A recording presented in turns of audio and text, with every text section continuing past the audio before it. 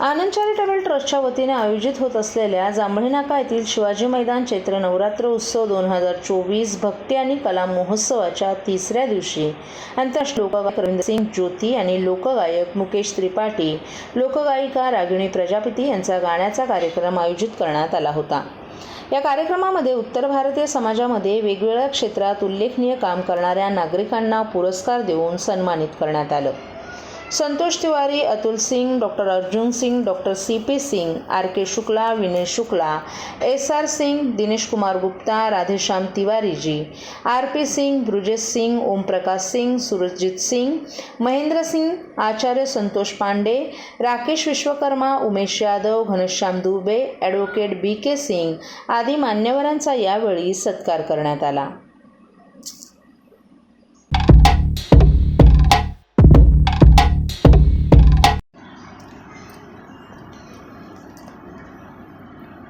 नाशिकच्या जागेसाठी उमेदवारीची चर्चा असलेले अजय बोरस्ते यांच्या हस्ते कोपरी परिसरात आयोजित चैत्र नवरात्र उत्सवातील देवीची विधिवत पूजा। ठाण्याच्या कोपरी परिसरात चैत्र नवरात्रीच्या पावन काळात महाराष्ट्राचे मुख्यमंत्री एकनाथ शिंदे यांचे समर्थक असणारे अजय बोरस्ते यांनी देवीची पूजा केली। या पूजेच्या वेळी बोरस्ते यांनी देवीची पूजा करून आपल्या राजकीय उद्दिष्टांसाठी आशीर्वाद मागितला। यावर्षीच्या लोकसभा निवडणुकीसाठी नाशिक मतदारसंघातून महायुतीच्या उमेदवारीचा तिढा अद्याप सुटला नाही।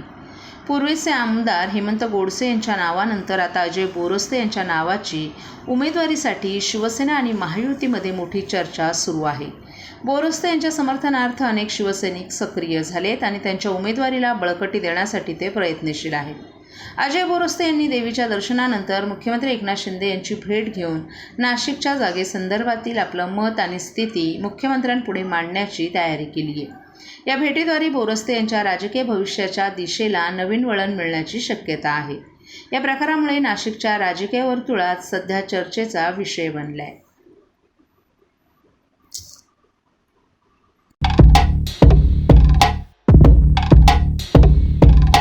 सर्व नागरिकांना आवाहन करण्यात येत आहे की सध्या डासांमार्फत पसरणाऱ्या डेंग्यू या आजाराचा प्रसार रोखण्यासाठी प्रत्येकाने पुढील प्रमाणे कार्यवाही करावी। डेंग्यू आजार एडिस इजिप्ती हा डास चावल्याने होतो। या डासांची पैदास साचलेल्या किंवा साचवलेल्या स्वच्छ पाण्यामध्ये होते।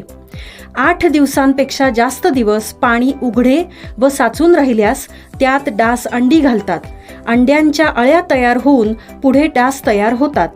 यासाठी आपल्या घरातील पाणी साठे उदाहरणार्थ बॅरल्स, पिंपे, टाक्या, हौद, रांजणे इत्यादी दर आठवड्याला रिकामे करून घासून पुसून कोरडे करून पुन्हा भरावे। 1 दिवस कोरडा दिवस म्हणून पाळावा। पाणी साठ्यांना घट्ट झाकणे बसवावीत किंवा जुनी साडी, चादर, धोतर यांनी बांधून झाकून ठेवावीत, म्हणजे डास त्यात जाऊन अंडी घालणार नाहीत। घराच्या गच्चीवर, आजूबाजूला, अंगणात कोठेही पाणी साचू देऊ नये। भंगार सामान उघड्यावर टाकू नये, उदाहरणार्थ टायर्स, प्लास्टिक सामान, कुंड्या, टाकाऊ वस्तू इत्यादी। अशा सामानात पावसाचे पाणी साठून त्यात डेंग्यूच्या डासांची पैदास होते। घरातील कूलर्स, फ्रीजच्या पाठीमागील ट्रे हे देखील वेळोवेळी कोरडे करावेत। लक्षात ठेवा, नुसत्या फवारणीने डास घनता कमी होत नाही, तर त्यासाठी डास पैदास ठिकाणे नष्ट करणे ही आपल्या सर्वांची जबाबदारी आहे। कोणताही ताप अंगावर न काढता जवळच्या शासकीय रुग्णालयात मोफत औषधोपचार घ्या। अशा प्रकारे नागरिकांनी सहकार्य केल्यास डेंग्यूचा प्रसार रोखणे सहज शक्य आहे।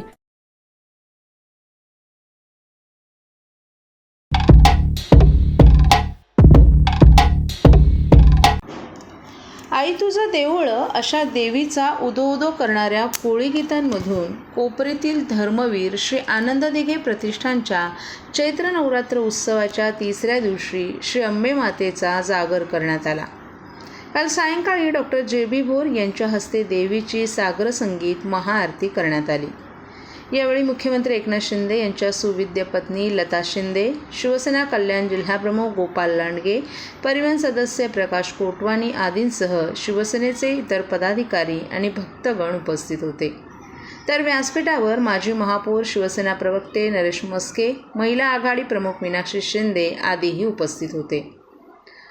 18 एप्रिलपर्यंत सलग 9 दिवस नवकुंडात्मक सहस्रचंडी महायाग सुरू असून भाविकांसाठी दररोज या ठिकाणी भंडाऱ्याचं आयोजन करण्यात येत आहे.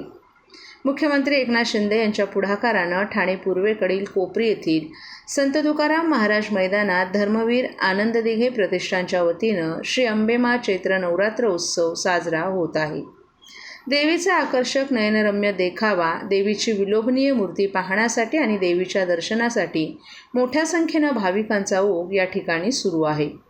या उत्सवातील सांस्कृतिक मेजवानीचं तिसरं पुष्प, पूर्वांग एंटरटेनमेंट प्रस्तुत दर्या सारंग परंपरा आगरी कोळ्यांची हा देवीचा उदो करणारा कार्यक्रम भक्तिभावपूर्ण वातावरणात पार पडला. आई तुझं देऊळ फेम महाराष्ट्राचा लाडका गायक योगेश आग्रावकर आणि त्यांच्या सहकाऱ्यांनी पारंपरिक तसंच भक्तिपूर्ण आगरी कोळी गीतं गाऊन श्री अंबे मातेचा जागर केला. रसिक प्रेक्षकांच्या फरमाईशीनुसार कलाकारांनी गीतं सादर केली. प्रत्येक क्षणागणिक रसिकांच्या टाळ्या आणि जल्लोषानं नवरात्र उत्सवातील भावरस जागृत झाला होता. किंबहुना या मैफिलीनं उपस्थित कोळी बांधव रसिकांच्या मनाचा ठाव घेतला. यावेळी अफलातून रॉक संगीताच्या तालावर सादर केलेल्या कोळी गीतांवर केवळ तरुणाईच नव्हे तर समस्त महिला वर्ग आणि चिमुकल्यांनी गाण्याच्या ठेक्यांवर मंडपातच फेर धरला होता.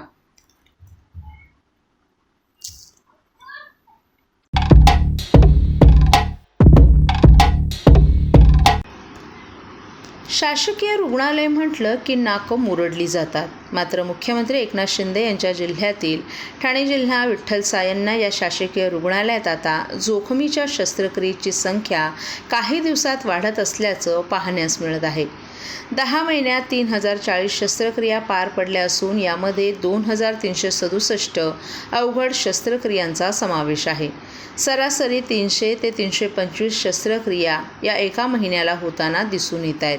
यासाठी ठाणे जिल्हा शल्यचिकित्सक डॉक्टर कैलास पवार यांच्या मार्गदर्शनाखाली येथील तज्ज्ञ डॉक्टरांच्या चमूलाही पॉवर मिळत असल्याचं दिसून आले. टेंभीनाका परिसरात असलेल्या ठाणे जिल्हा विठ्ठल सायन्ना या शासकीय रुग्णालयाचं सुपर स्पेशालिस्ट हॉस्पिटलमध्ये रूपांतर होतोय.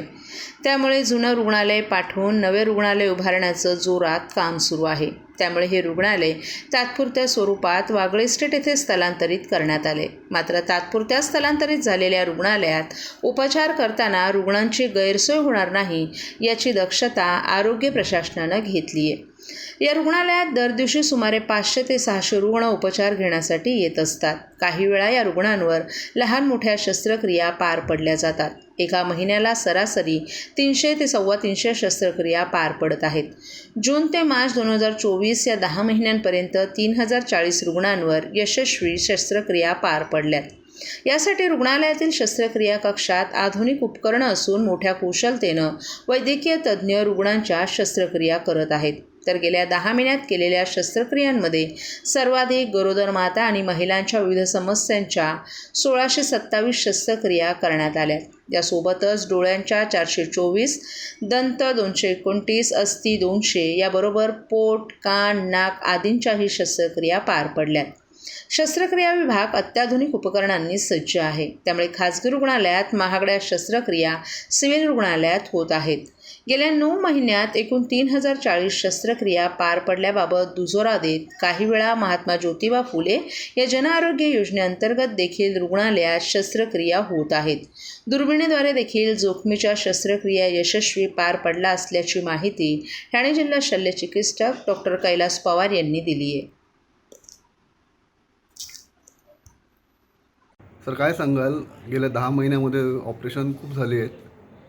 आत्ताच म्हणजे हॉस्पिटल म्हणजे इथे स्थलांतर झाल्यानंतर एवढी मोठ्या प्रमाणात म्हणजे ऑपरेशन झालेली आहेत, तर काय सांगाल याबद्दल?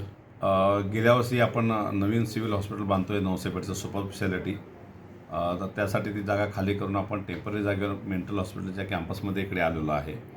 परंतु आमचा पहिल्यापासून कटाक्ष हाच होता की जरी आपण टेम्पररी इथे हॉस्पिटल सेटअप केलं आहे, आपण तो हॉस्पिटल तयार व्हायला वेळ लागेल, त्यावेळेपुरता कुठल्याही रुग्णाला, ठाणे जिल्ह्यातल्या रुग्णांना कुठलाही काही त्रास होऊ नये यासाठीचं जे काही त्यांना आपण तिथे सेवा देत होतो, किंबहुना त्यापेक्षा चांगली सेवा इथं देता येईल ह्या पहिल्या दिवसावरून हाच कटाक्ष आपण जोपासला आहे.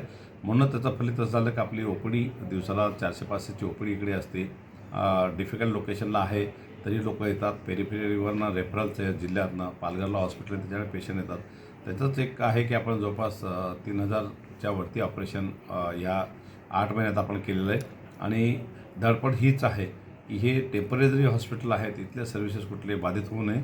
आपण जर बघितलं तर नक्कीच आमच्याकडचे सगळे डिपार्टमेंट जे आहेत ते अतिशय सुंदरपणे काम करतात. आमचे डॉक्टर असेल, स्टाफ असेल, इकडे जेवढे काही कर्मचारी आहेत स्थलांतर केल्यानंतरही ज्या जोमाने काम करतात आणि त्याचंच हे फलित आहे. आणि कुठली गोष्ट आम्ही असं बंद ठेवली, तिथून इथं शिफ्ट केलं, टेम्पररी जागेवर आहे म्हणून कुठली गोष्ट बंद ठेवली नाही. आमचे सगळे डिपार्टमेंट सुसज्जपणे आणि अतिशय चांगल्याप्रमाणे इथे चालू आहेत.